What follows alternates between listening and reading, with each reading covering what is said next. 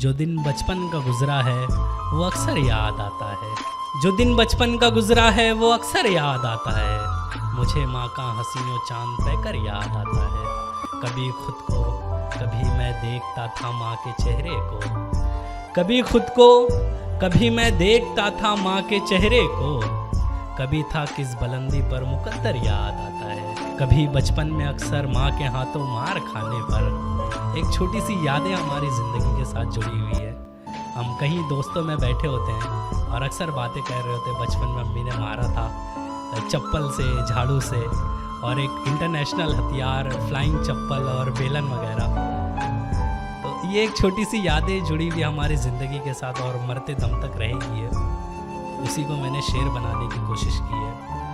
कभी बचपन में अक्सर माँ के हाथों मार खाने पर, कभी बचपन में अक्सर माँ के हाथों मार खाने पर निकलना आँख से अश्कों का लश्कर याद आता है। फलक पर चांद तारों को चमकता देखता हूँ तो, फलक पर चांद तारों को चमकता देखता हूँ तो लटकता माँ के माथे का वो झूमर याद आता है। गमों की धूप ने जब भी सताया है मुझे वारिस, गमों की धूप ने जब भी सताया है मुझे वारिस, छुपाना माँ का आंचल में बराबर याद आता है।